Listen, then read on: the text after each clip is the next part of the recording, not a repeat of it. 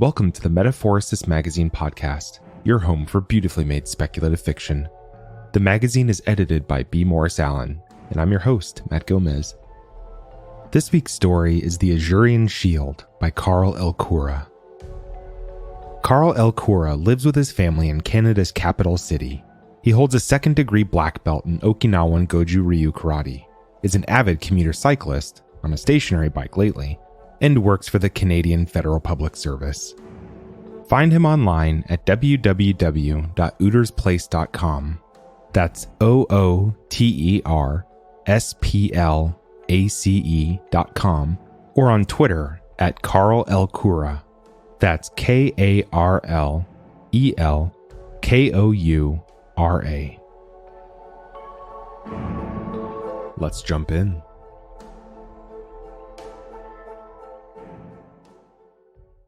The day after he registered his daughter's birth, Bathar began conducting the inspections of the shield himself.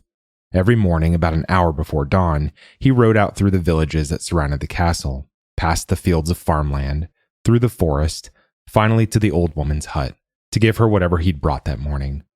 Then, riding his horse at the outer edge of the realm, he inspected the dome-shaped shield protecting them from the chaos without.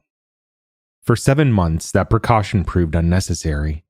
The shield looked as it always had, a cloudy blue structure as solid as steel.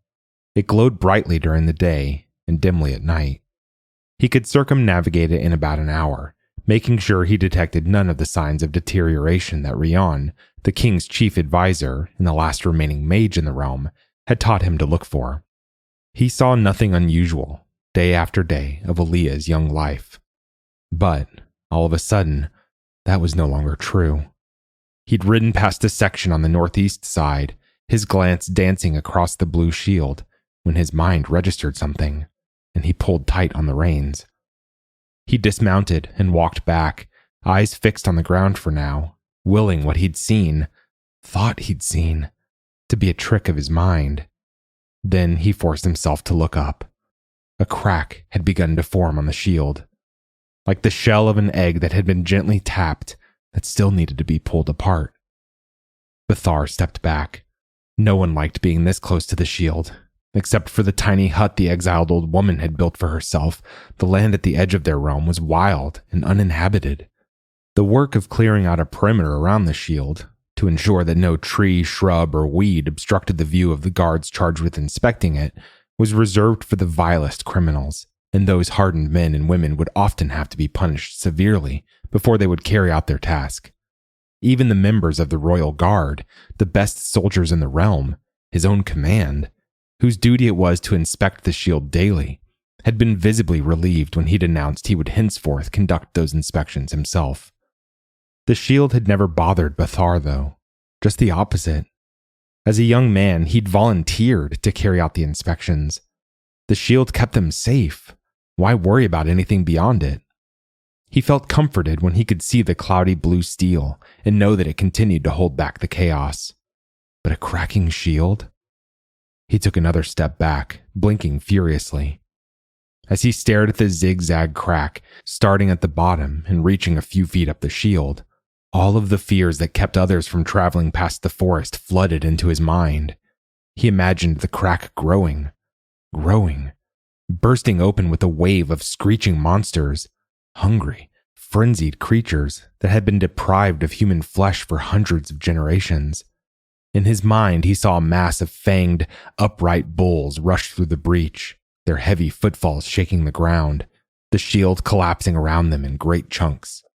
The dark army rolled through him as if he weren't there, continued onto the realm he'd sworn to defend, killing the old woman, the farmers, and the villagers.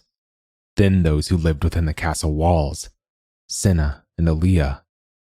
Aaliyah. In his fear, he'd forgotten. No, never that. For a moment, he'd neglected to think what this meant for her. Not the imagined army of his childhood nightmares, but the very real crack in the shield. By the oldest rules of the realm, as soon as a fissure was detected, the very morning, the youngest child would be brought to the site of the breach and sacrificed. That was the cost of the spell that would restore the shield. No child had yet been born since Aaliyah. He whistled for his horse, who came trotting over dutifully, blissfully unaware, even lifting her head and neighing in the direction of the crack, as if in disdain of the danger it hinted at. The break in the shield hadn't expanded, not that Bathar had seen anyway. He grabbed the reins and swung himself on top of the horse, then urged her up the hill, back toward the castle. He had no definite plan as of yet, except that he didn't want any of his guard to know what he'd discovered until he was ready to tell them. And the king? Would he lie to the man he'd sworn to defend with his own life? Yes, his life, not Aaliyah's. He'd never sworn that oath. In his frantic race back, he almost rode through the old woman when she appeared in the middle of the worn path of trampled grass. She stood hunched over, her wispy hair like thin plumes of gray smoke in the dim early morning light, her short body covered in a patchwork of old clothes. He pulled up just in time to avoid trampling her over. She'd never moved. He bit back the curse of frustration rising to his lips, then began to guide his horse around her. "Wait," she said. Her voice, as usual, sounded like someone trying to speak while being choked. Bathar ignored her, as he always did. 70 years earlier, when the shield had last cracked, when the old woman was still young and King Nabed newly installed on his throne, she had refused to perform the spell and sacrificed to seal the breach, insistent that no danger lay beyond. Her apprentice, Rian, a child himself at the time, had stepped forward and completed the ritual. The woman had been exiled to the shield as punishment, and a penalty of death placed on anyone who spoke to her. In his childhood, Bathar's parents had told him stories of the Banished One, as a warning of what would happen to him if he didn't do as he was told. He'd always felt sorry for her, especially since she'd transgressed only because her mind had become sick. As a child, when he was beaten for his own small transgressions, he'd often wished that she would come to his aid.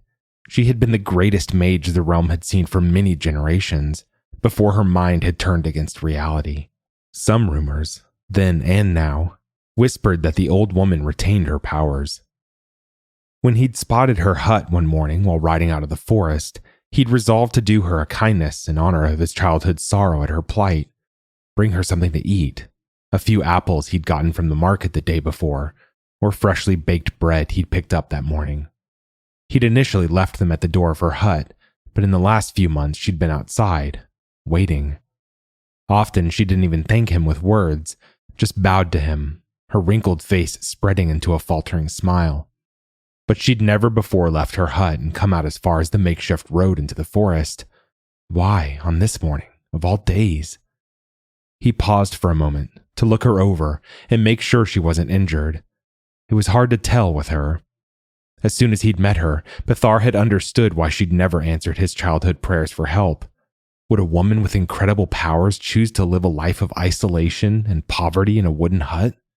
Besides, she could barely speak in complete, calm sentences. Should he believe she could cast spells? She seemed no worse than usual, though.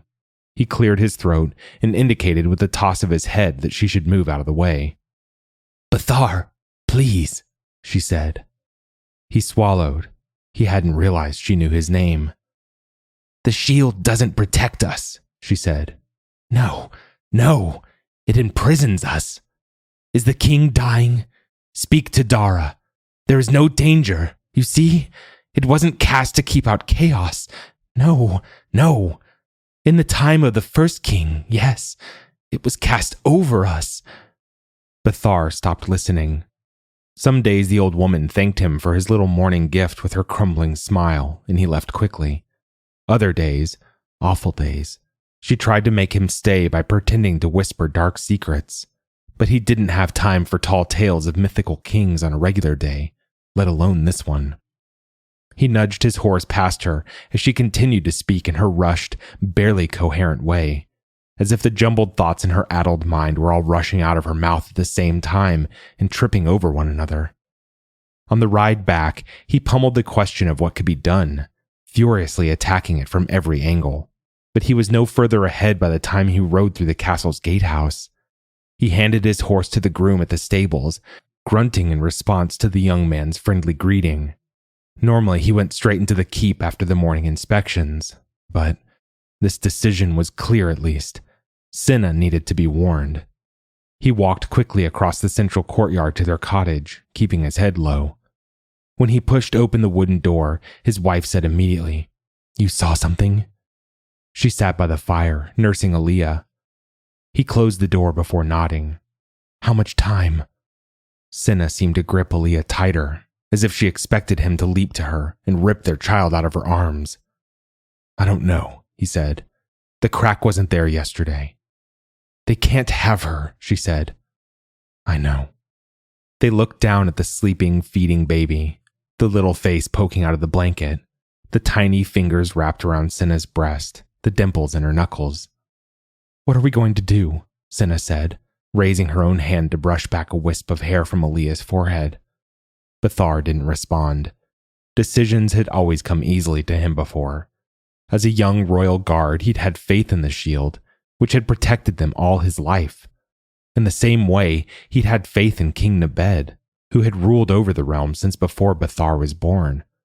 So when the king had executed a popular mayor who had criticized the royal family for their so-called acts of oppression, sparking a rebellion that swept up half the royal guard, Bathar had led the charge to subdue it. He'd never hesitated, never stopped to think whether the mayor was right or wrong. He'd sworn to defend king and realm, and he'd responded accordingly. But now, for the first time in his life, he had no clarity of thought. This was a problem without solution. Cinna's gray eyes studied his face. "We can run away," she said. "What?" "The realm is a big place." They both knew it wasn't. His guard could search it in 2 days. "We hide. We keep moving." He shook his head. "Your old woman can help," she said. "Maybe she still has her powers. It wouldn't take much to hide us, would it?" He'd never told Cinna that the old woman had spoken to him, or that on those occasions she'd seemed desperate to convince him that no danger existed beyond the shield, to infect him with her own madness. How could they trust their lives to her? "Suppose she can hide us," he said. "What happens when the shield falls?" "We fight the monsters," she said immediately. "And if we die fighting." He shook his head again. Cinna looked back at their child. "Then you have no other choice. It's time to settle accounts." Bathar stared at her, but she refused to meet his eyes. He'd saved King Nebed's life during the siege of the castle, so by law the king owed Bathar a life debt. But Bathar had been fulfilling a sworn oath. How could a debt accrue from someone carrying out their duty? "Settle them how, Cinna? By sacrificing another child, even though our laws say it must be the youngest? All right, whom should the king slay instead?" Tears began to form in her eyes, but she fought to hold them back. "I'm sorry," he said, dropping to his knees. "I can't bear the thought of losing Aaliyah." He wiped his wife's eyes gently. "But I also can't allow the shield to fall. A loud rat-tat-tat knock sounded at the door. Cinna's glance dropped to the dagger he wore strapped to his thigh. He nodded, and she removed it, held it against her own thigh opposite the door. Hand on the hilt of his sword, Bathar approached their entrance. He opened the door slowly. One of his own soldiers stood outside, her gaze on the ground, kicking her boot into the dirt while she waited. She looked up as the door creaked open and said, "Are you all right, sir?" Bathar nodded curtly. "The king would like to see you." "About what?" "Rion didn't say. He bade me fetch you, and told me I'd find you at home. I thought maybe—" "Everyone's fine," Bathar said. "I'll be there in a moment." He closed the door, then walked back to his wife and child and kissed each one on the forehead. "Give me time to find a solution," he said, withdrawing his sword. "But if anyone else comes through that door—" He left the rest of the thought unspoken, then exchanged the sword for his dagger and left without allowing himself a look back. At the door to the keep, he heard from the guards that the king had taken a turn for the worse the previous night. King Nebed hadn't been able to make it to the throne room to conduct the day's business. Bathar rushed to the king's bedchamber, where the guards admitted him immediately. Inside, the curtains were drawn and the room dark, dimly lit by several candles. The king lay in bed under heavy covers, the princess Dara sitting on the large chair on the other side. Rian had been pacing the floor but stopped when he saw Bathar. "He's here, your majesty," he said. "Bathar," the king said, the breath wheezing out of him. "Come close." Bathar looked to Princess Dara for a sign of hope. She shook her head. He kneeled beside the bed. "At your command, majesty." The king's eyes fluttered open. Even in the candlelight, his skin looked ashen, drained of blood and strength. His breath came in quick, shallow bursts. "This isn't easy for you, my son. But the realm must be protected at any cost. Dara will rule it well." "Yes, your majesty." For the moment, faced with this sight of infirmity from a man who, for all his life, had been the symbol of power, he forgot about the shield. "But may your days be long still." The king had closed his lips, but they came open again. A small smile played on the bloodless mouth. "You can see my days are finished." His words escaped in faint whispers, interspersed with long pauses where he seemed to be gathering his strength. "But I die, knowing that the sacrifice you make will preserve the kingdom for my daughter." Bathar stood and faced the mage. "You know?" Rian had been listening from the end of the bed. "We know." "How?" "I saw the crack in the shield." "But if you were able to, what's the point of the inspections?" "I could only see because you saw, Bathar." A spying spell? Bathar hadn't thought that kind of power possible. Without conscious thought, propelled by rage at this invasion of his mind, Bathar collapsed the distance between them. He towered over the shorter man, bent with age. Rian's upturned gaze never left Bathar's.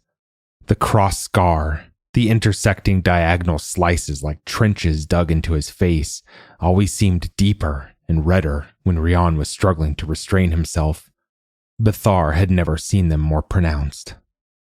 Dara had risen from her seat and walked over, perhaps eager to diffuse the tension between the powerful mage and the chief royal guard. She only put her hand on Bathar's shoulder, though. Her presence, and the realization that knowledge of the shield's failure was no longer his own secret, and the corollary that Bathar had run out of time to plan an alternative that would save Aaliyah's life, deflated his rising anger. "Your Highness," he said, turning to face her. "I'm sorry. I have no interest in dwelling on that," Dara said. "But we must move forward, and quickly." "Slaughter my daughter quickly, you mean? But what else was there to do? And what did she, or the dying king, or Rian care about Aaliyah?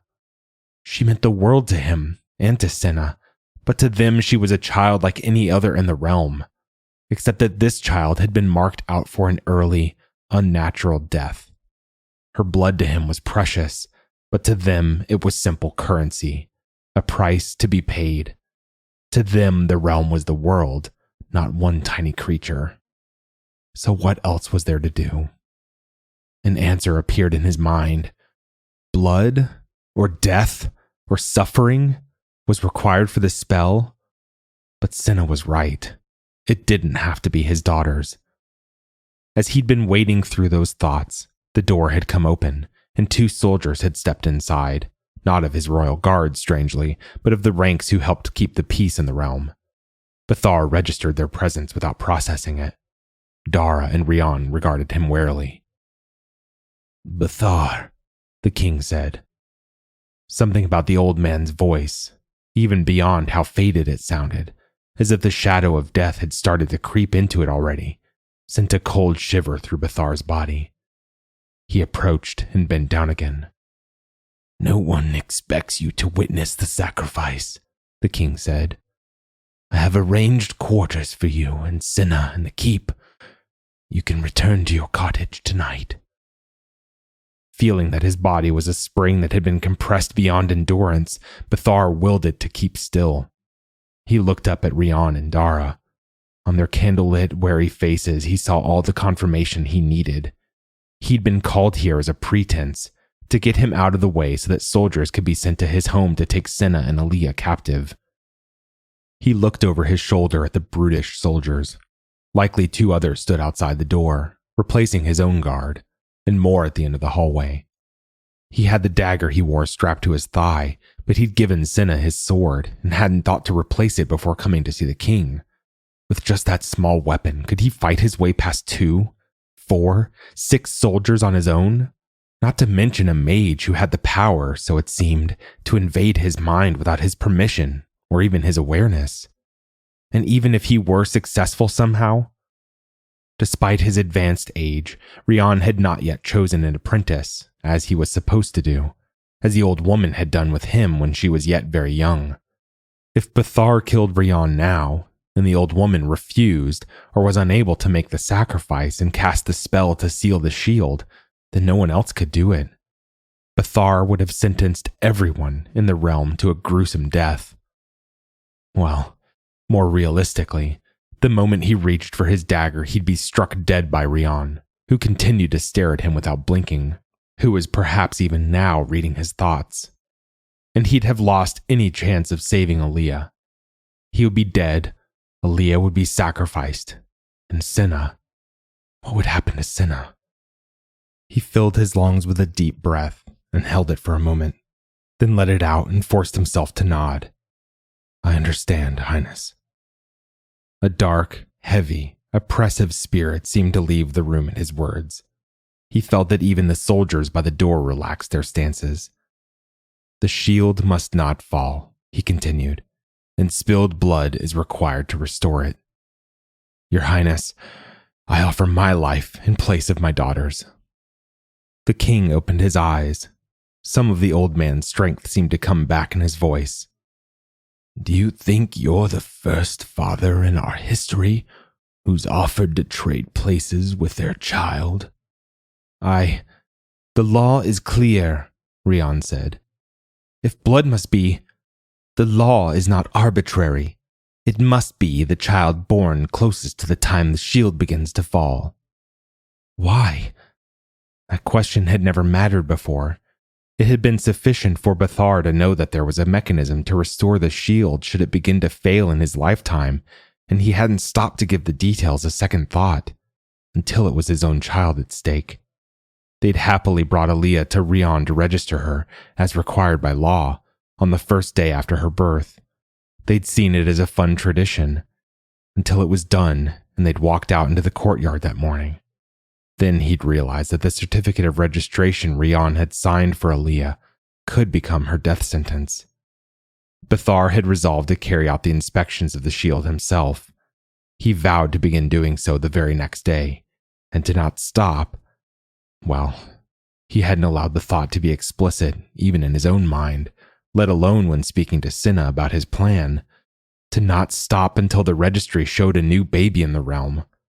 But now that his worst fears had been realized, the reasonable fear that the shield might crack, and the secret fear that it would happen before another child was born, the question seemed so important that he wondered why he'd never asked it before. That no one had asked those questions. Why did the spell of restoration need a sacrifice at all? Why did it have to be the youngest child? He stood and approached the mage. Please, help me understand. Rian lowered his voice so the others couldn't hear. That banished creature you see every morning. Yes, I know about that too. She wanted to understand. She wanted to see beyond the shield. When her powers proved unequal to the task, she was willing to sacrifice the realm to satisfy her curiosity. For a moment, Bathar couldn't find his voice to defend himself.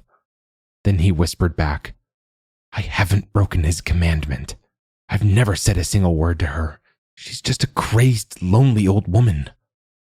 And yet, in his youth, before he'd understood that the shield could be restored whenever it began to fail, he'd had nightmares in which he stood alone facing a cracking shield. The crack spread upward, like a tent being opened from the inside. The previous stillness shattered as the air filled with the sounds of netherworld creatures. Where had those images come from? Cobbled together from stories told to scare him as a child. More questions rushed into his thoughts, as if the first question, why did his daughter have to be sacrificed when he was prepared to give up his own life, had unlocked a secret door in his mind. The door had been holding back doubts and misgivings that it seemed had always been there, unseen. The last time the shield had begun to crack, almost 3/4 of a century before, Rian had restored it, as had the mage before him, and the one before. For how many generations? Because since the days when the shield had been erected by powerful magic, it had never fallen, always restored in time, or the realm itself would have been destroyed. How long ago had that been? Even the number of generations was lost to time.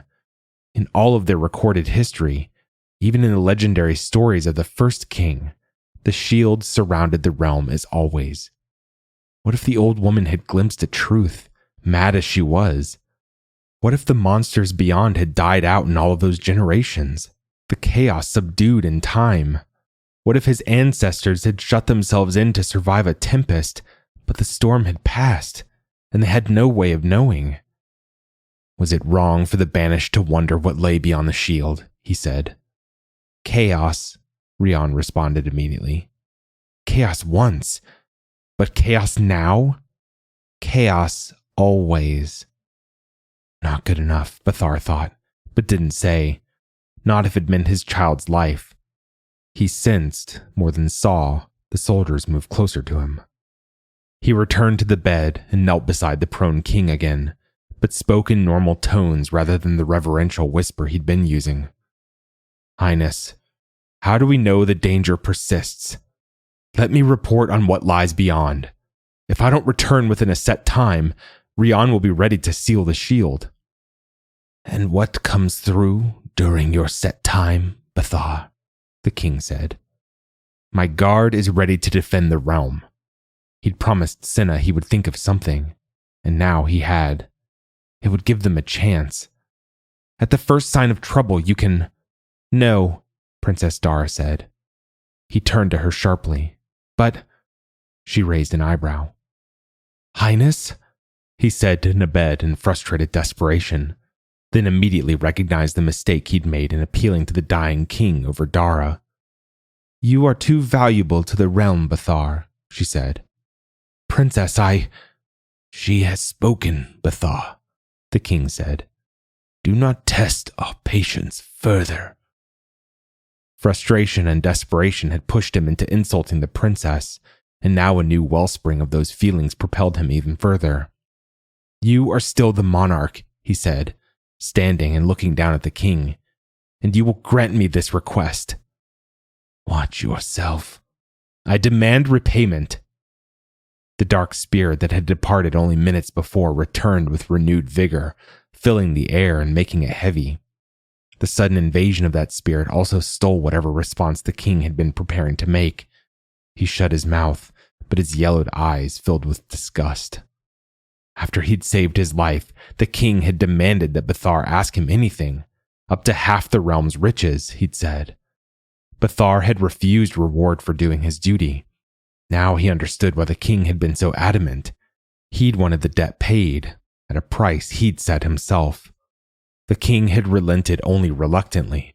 Perhaps, if it were true that Rian could invade minds, after consulting with his advisor. Rian might have reassured him that Bathar would never call in the debt. Well, Rian had been wrong.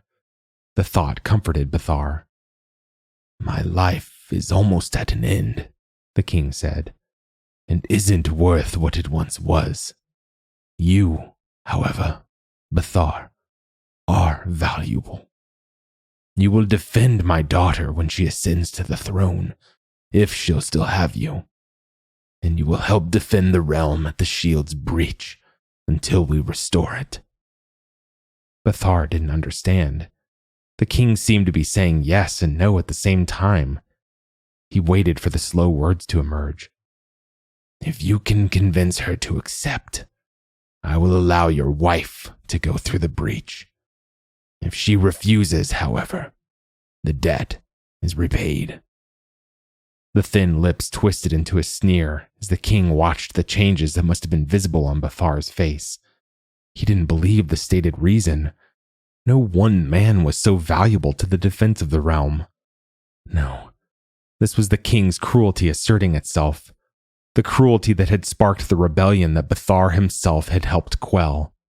Even as he lay dying, Nebed had found a way to lash out at him. "You're both young," the king said, interrupting his thoughts. "You can have another child." How had he served such a mind of cold calculations? But he knew. It was easy to justify the king's severity as necessary when the decisions didn't directly affect him. Easier to support the throne he'd sworn allegiance to than question the morality of its actions. Bathar sighed deeply, then stood. "Can I see my family?" he said. The two soldiers stepped forward at a sign from the king, and he gave the order. Bathar left without looking back. 2 more soldiers stood outside the door as he'd guessed, and 2 more at either end of the hall. He was led across the staircase to the east wing of the castle, then down more hallways, until they reached another door, similarly guarded by a pair of soldiers.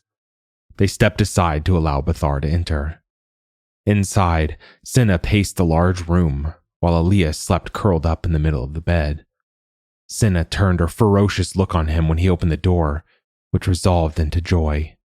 But the hopeful smile started decaying almost immediately. "What happened?" she said as he said to her, "Are you all right?" Her right arm had been bandaged, and a pool of blood had leaked through to stain the white wrapping. They sat on the edge of the bed and spoke in hushed tones out of a habit of not wanting to wake Aaliyah. Senna told him about fighting the soldiers who had come to their home, and how she'd eventually had to surrender to them. Bathar told her about his suspicion that the chaos beyond the shield might have resolved into order through the intervening generations, and how he had used his life debt to... Senna grabbed his leg. "You asked him to let you through the shield?" "Yes." She stared at him. He knew from the way her jaw clenched that she was imagining him dying 1,000 ugly deaths. "He won't let me go through, Senna. He said he would allow you to. He's hoping that you won't." She looked back at the tiny figure sleeping soundly in the large bed. "You were willing," she said softly. "Willing, but terrified. We can figure out another way." The door came open, and Rian strode in. "Well," he said, as they stood to face him, "will she go?" Bathar looked at Senna. "Yes," she said.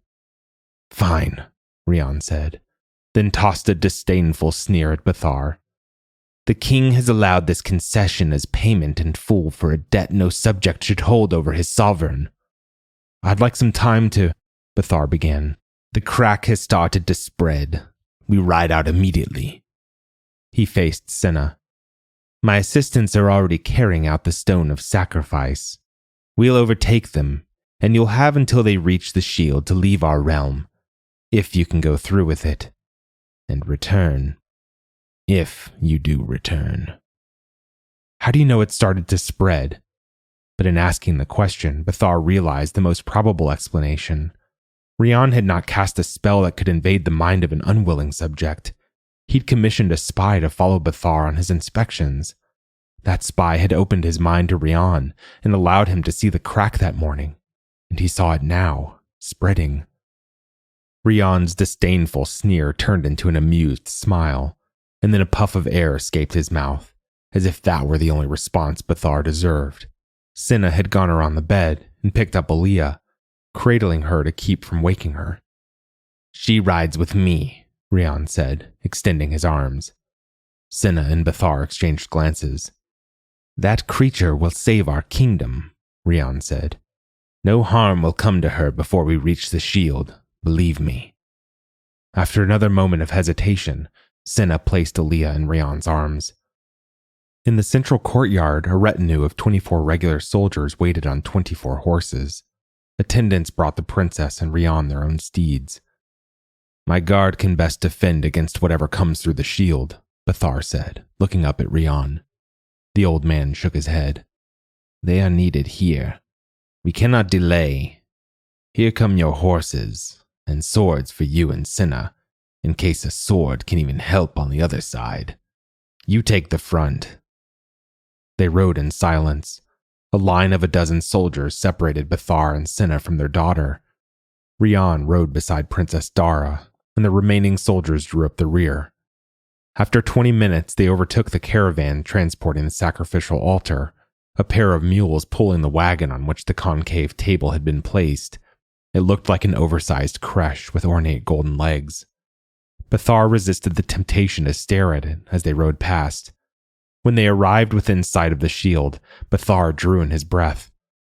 The zigzag crack had opened up at the bottom where it met the earth, so that a hole the size of a coin had appeared between their world and whatever lay beyond. By the time he and Cinna had ridden down the grassy hill to stand a few feet from the shield, the hole had grown even more, now large enough to admit a small mouse. And yet, nothing came through. Or did it? He found it uncomfortable to keep his eyes fixed on that hole, as if a blinding power were seeping through already, burning the eyes of any who dared gaze upon it. If simply looking at the light coming through could cause pain, what would happen to Cinna when she stepped into that world? He turned his horse to face his wife, whose gaze was fixed on the shield. "Cinna," he began, but she shook her head slightly. A crowd started gathering on the hill, villagers and farmers tempted by the royal procession to follow and see what the commotion was about. Perhaps righteously, or perhaps desperately seeking a distraction, Bathar felt anger rising up toward them. Would he allow their presence to turn his daughter's sacrifice into a performance? Did Cinna have to go through the shield with gawkers watching her every step? And what if her courage failed her? He brought his horse around and approached Princess Dara, standing with Rian at the foot of the hill, waiting for the caravan. The soldiers closed in against him. The princess called out to let him through. "I beg permission to disperse the crowd," he said to her. "I don't want spectators." She shrugged, then nodded. He turned and galloped his horse up the hill toward the largest part of the crowd, then suddenly pulled up on the reins. Covered in a patchwork of frayed and faded clothes, bent over, trying to hide behind others, his glance picked her out. The old woman. He dismounted and followed her as she tried to disappear among the others. "You shouldn't be here," he whispered, grabbing her and pulling her away from the pocket of people. The hunched-over head, covered in a tattered shawl, looked up at him as her smaller legs tried to keep up. "You speak to me?" He looked around to make sure no one was watching. "I'm sorry I never did before. You say there's no danger beyond the shield. Do you have any evidence?" "Evidence?" She laughed, an ugly, croaking sound. "Destroyed. All destroyed." Bathar hissed to keep quieter. "What was destroyed?" "Old. Very old. Forbidden texts. Buried, you see. I discovered them. I recovered them. Gone now. Destroyed. Guess by whom? But I have them in my head." She tapped a finger against her skull. She spoke quickly now, eagerly, as if a bottle had been unstopped and all the words began spilling out like wine.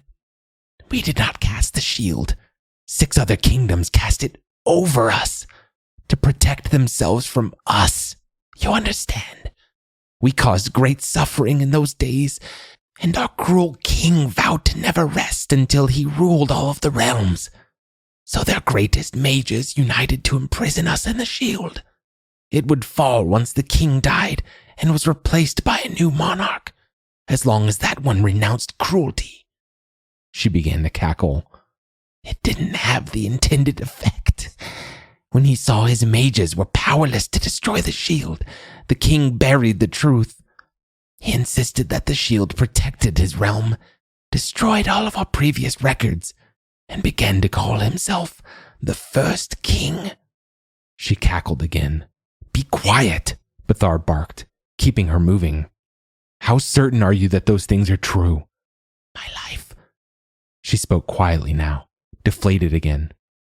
"I gave up my life." Did he believe her? He wanted to, more than anything. Then sacrificing the youngest child is not required to seal the shield, he said. No, and neither is the so-called spell.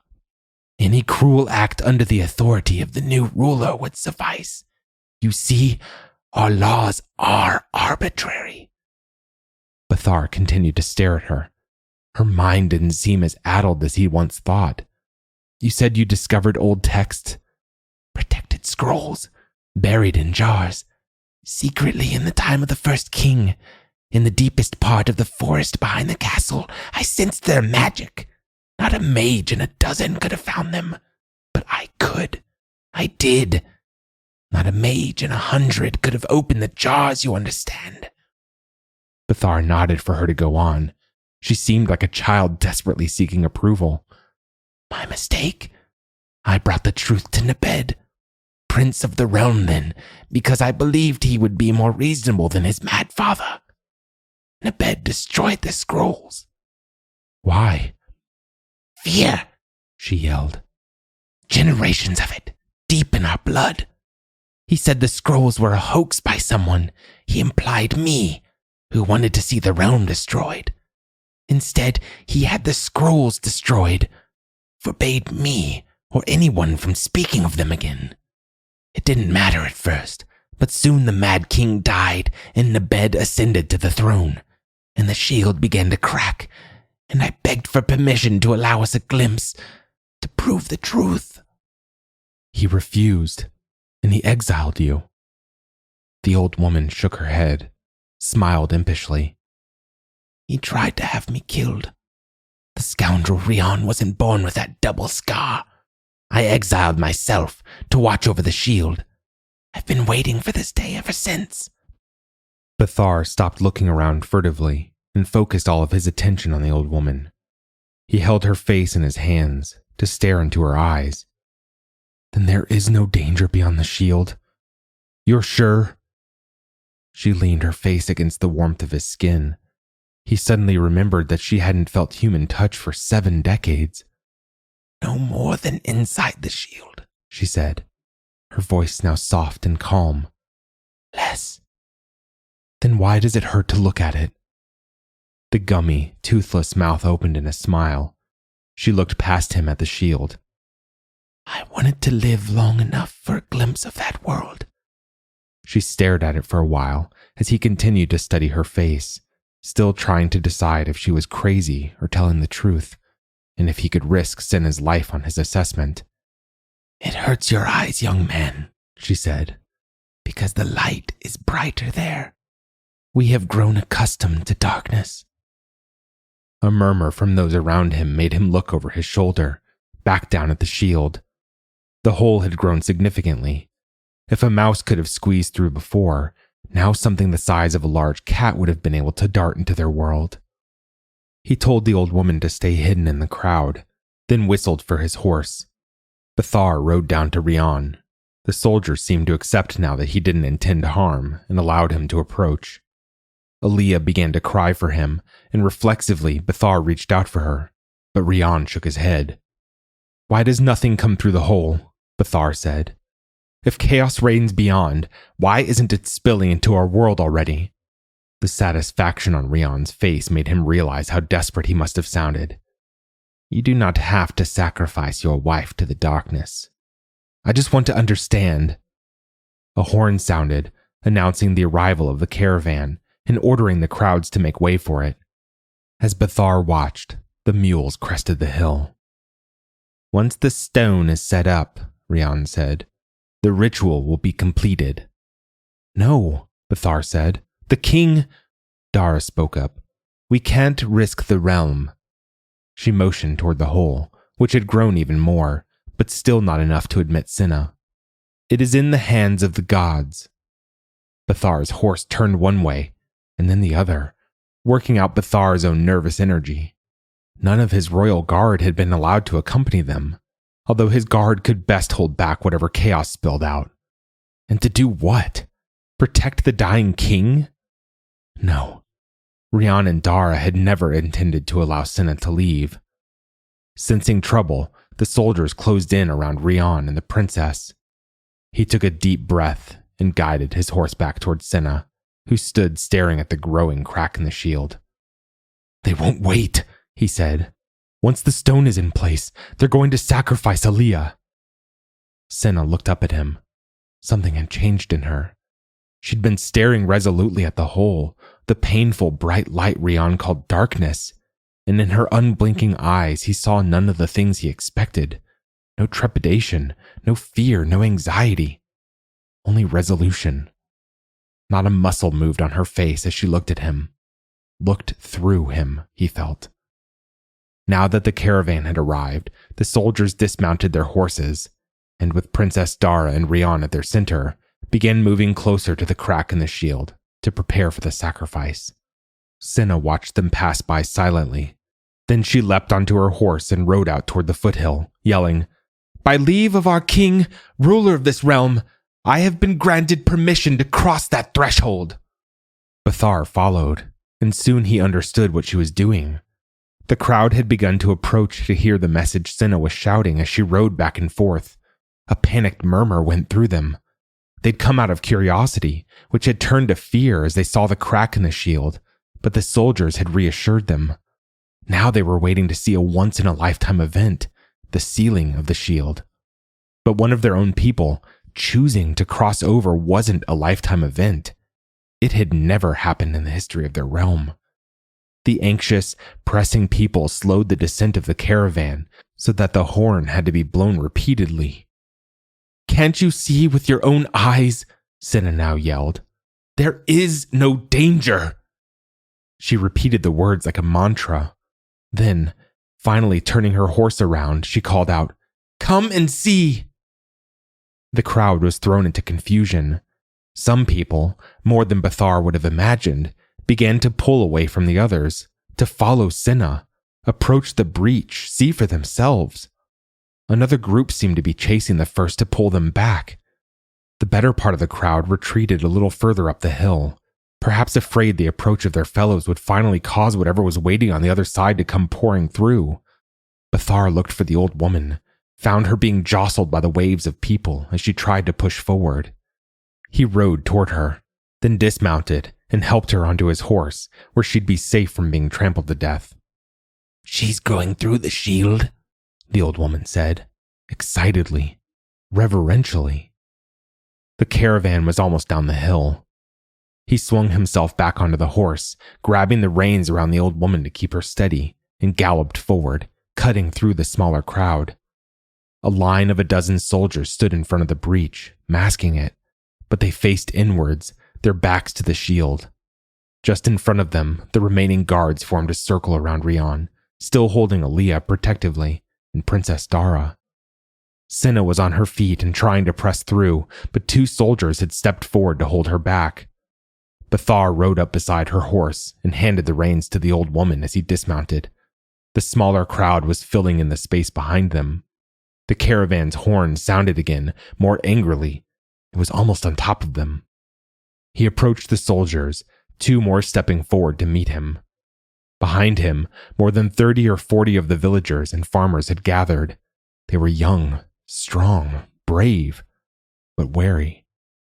They tried to look past the soldiers at the breach, as big as a large dog now, and murmured among themselves. He felt that curiosity and excitement had brought them this far, with 24 armed men and women still between them and the shield, but that they were on the verge of retreating to join the others on the hill. But if Cinna and he proved that no danger existed, would they follow?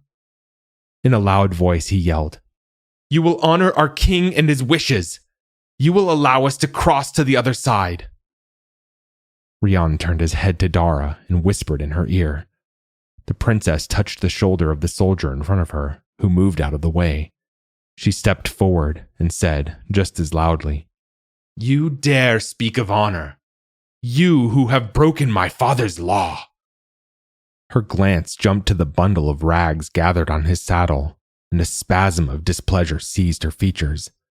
Then, in a lower voice, "Your debt is repaid.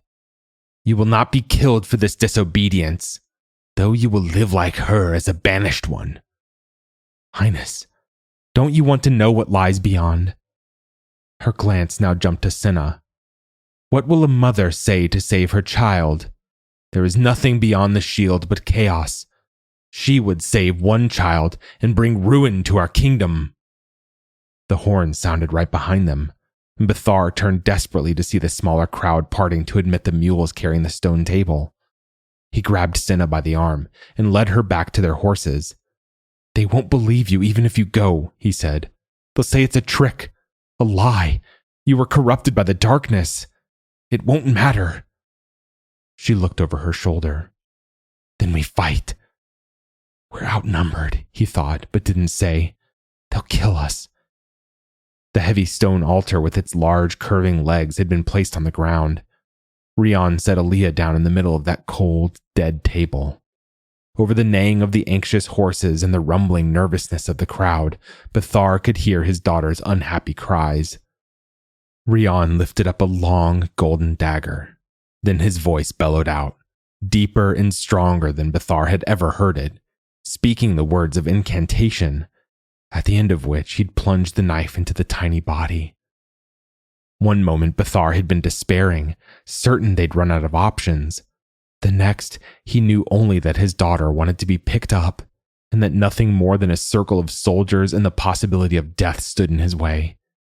He unsheathed his sword.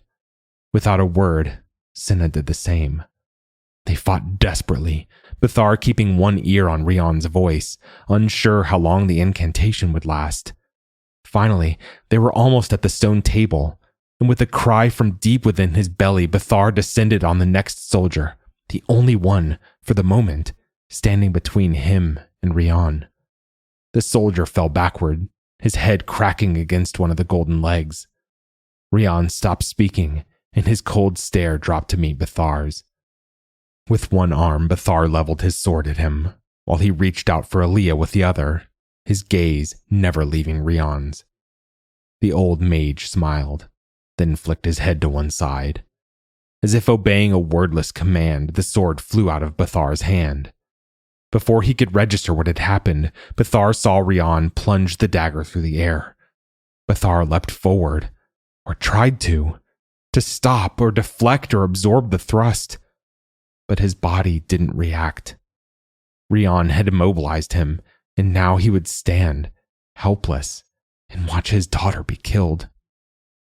Except the dagger had stopped just above her bundled, wriggling, crying body, the sharp golden weapon shaking in Rian's hands as if caught between two unseen but powerful and opposing forces. Bathar felt the tightness in his body release. He stumbled forward and snatched his daughter from the table, held her close to his body. Then he allowed himself to look around. 4 panicked soldiers surrounded Princess Dara protectively, leading her back toward the shield, even toward the breach. The rest of her contingent was engaged in battle, because it wasn't only Cinna who fought them. Had those farmers and villagers joined the fight, he wondered, because they finally accepted that no danger lay beyond? Or, as he suspected most likely, because they saw this as an opportunity to defy, maybe even punish, the daughter of a cruel and oppressive king? Out of the corner of his eye, he became aware of a hunched-over pile of rags, a single arm sticking out from the sleeve, the fingers of its shaking hand outstretched. He turned his head as the old woman collapsed. Then Bathar heard a loud clang as the dagger stabbed the stone table with all of Rian's previously restrained force. In the next moment, a mournful, drawn-out sound filled the skies. An amplified call from the magically enhanced longhorn set on the roof of the castle keep. The king had died. Bathar leapt forward and grabbed the knife from the ground where it had tumbled, expecting a struggle with Rian, but he couldn't see the mage anywhere. He spun on his heels and ran to help the old woman to her feet. She pushed his hand away weakly. "Go," she said, her voice faint. "Go through the shield." He moved his arm around hers and grabbed her, helped her to her feet. She felt as insubstantial as a bale of hay. "Come with us." "Do you see?" she said, looking past him, her wrinkled face radiant. "I told you."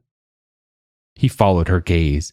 The hole had grown, as large as the giant door to the throne room, and seemed to be expanding even as he watched.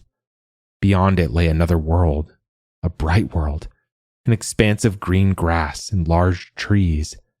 Something was invading through the breach in the shield indeed, but it was light, like casting aside a thick curtain in a dark room.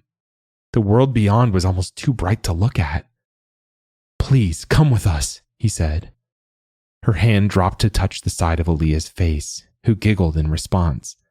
She looked back at Bathar and, almost reluctantly, allowed herself to nod, relief making her face relax into a toothless smile. She'd been ostracized for so long, he understood, that even this small display of kindness seemed to touch her deeply. Bathar whistled for his horse, but before the animal could reach him, he felt someone tugging at Aaliyah, trying to rip her out of his arm. He turned quickly, but no one was near him except the old woman. "Go," she said, and seemed to gather up her remaining energy. The relief on her face had been replaced by exhaustion, but she raised her arm, and immediately Bathar felt the force release its grip on his daughter. "Go," she said again, straining to speak. "I'll follow." Bathar climbed atop the horse, holding Aaliyah close. The old woman's arm was shaking, but he couldn't see Rian, not near the stone table on golden legs, not near the hole in the shield where Cinna and her small upstart army of villagers and farmers had chased the princess and her remaining guards, and not on the hill where the rest of the crowd watched and waited to see what would happen. He galloped his horse forward toward the fighting. "Stop!" he cried. "The shield is falling!" Like an incantation of his own, the words seemed to wake them up to that reality, especially the princess, queen now, and her soldiers who had been so focused on defending themselves that they'd retreated toward the breach. With a loud command from their queen, the soldiers took a step back toward the shield. Cinna issued her own command, and her fighters fell back too. Bathar led his horse in between the two forces. "My queen," he said, "look and see. There is nothing to fear. Lead your people." The queen pushed aside one of her soldiers and stepped forward. She looked past Bathar and addressed Cinna's small army. "Troops to outnumber you 10-1 will be here shortly. They will crush you without mercy unless you lay down your arms." "The shield will fall, Highness," Bathar said. "As for you," she said, as if he hadn't spoken, "surrender now, and I promise you and your wife a painless execution." "Please, you can lead us to the other side." From the set expression on her face, though, he knew she never would, because underneath that forced expression, he detected terror. What could convince her that the image beyond the breach was an illusion? Would she believe even if someone crossed over and returned? She looked past him again, and a smile stretched out her thin lips. The reinforcements had arrived. He knew it even as he turned his head to see the line of horses crest the hill. Bathar looked at Cinna, then to the others. "There is nothing to fear," he yelled. The queen's soldiers had closed in around her and began to move her away from the shield. Bathar reached down for Cinna, pulled her onto the back of his horse, then galloped ahead and through the large, arch-like breach. Squinting at the unnatural brightness, he took a deep breath. The air felt as fresh as any morning he'd ever experienced. He turned his horse and waited to see if anyone else would cross, but already a few were coming through, slowly, hesitantly, then turning and calling and waving to others to follow. "I have to help the old woman," Bathar said to his wife. Cinna nodded, dismounted, eagerly accepting Aaliyah from him. "Be careful," she said. Then her expression softened, and she put her free hand on his knee. "Bathar," she said, with a new voice, "we're outside the shield." Bringing up an arm to protect his eyes, he allowed himself a look around at the verdant field stretching out endlessly before him, forests of tall, majestic trees to each side. Another blue shield surrounded them, rising up from the horizon, a giant and distant sky, like the reality on which their pale imitation had been based. He looked back at his wife and returned her beaming smile. Through the breach in the shield, which had grown as large as the castle gatehouse, he saw that the queen had retreated to the foothill, her tiny regiment reunited with the reinforcements. Incredibly, they were organizing themselves into defensive lines. Queen Dara still expected monstrous hordes to come pouring through. A small group of soldiers, led by Rian, were marching toward him. One of them carried the old woman over his shoulder like a bag of flour. For a brief moment, Bathar's confused gaze met Rian's. Rian lifted an arm, and the golden dagger, which Bathar had shoved into his tunic, began to shake. "No!" he yelled, and tried to grab it. The blade sliced across his palm as it flew through the air. Then the hilt landed in Rian's waiting hand.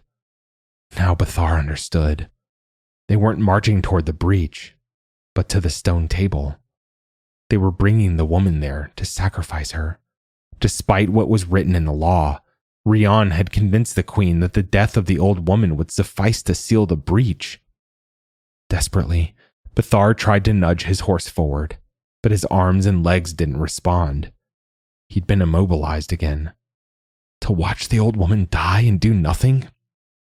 "It's not Rian holding you back." The voice inside his head reminded him of the old woman's, but full of strength and vigor. He ignored it and willed his body to respond. "Rian does not have the power to speak directly into anyone's mind. I will release you if you promise to stay where you are." They dropped her on top of the stone table. Rian stood over her, the golden dagger lifted high, his mouth moving with the words of incantation. "I can help you," Bathar screamed at her in his mind, then realized what he was saying. "If you have this kind of power, can't you stop them?" "To what end? My mind is strong, but my body is spent. I prayed to live long enough to see beyond the shield. I never imagined that I'd see any of our people cross to the other side, or that I'd be able to send a piece of myself with you. Now enough about that. Isn't this something?" Rian, petulant child that he was, claimed he didn't believe a word of what I said about the shield or our laws. But you see, some part of him believes. "You don't have to," Bathar began, but the thought died out as Rian brought down his arm, plunging the dagger into the old woman. A blink, and then Bathar saw nothing but cloudy blue steel. Bathar dropped from his horse, then fell to his knees, staring at the shield. After a few moments, he felt a hand on his back. Senna, holding their baby. "Look," she said, laughing. Aaliyah seemed to be playing a game, lifting her mother's necklace and letting it drop, except that her hands never moved, only her eyes. "She said that a piece of her would come with us." Bathar ran his fingers against the side of the tiny, soft face. "Hello, little mage. Maybe one day you can help us show the truth to everyone trapped inside." In response, Aaliyah giggled, her brown eyes shining. Bathar kissed her forehead, then hugged them both tightly. After a while, he said, "We're falling behind." Riding together on Bathar's horse, they followed the small crowd of freed people to discover the world that lay beyond. That was The Azurian Shield by Karl El-Koura. Thanks for listening. If you enjoyed this episode, we'd love if you'd leave us a 5-star review on Apple Podcasts, or better yet, share the magazine and podcast with a friend. If you'd like to listen to more speculative fiction, visit us online at magazine.metaphorosis.com or on Twitter at metaphorosismag.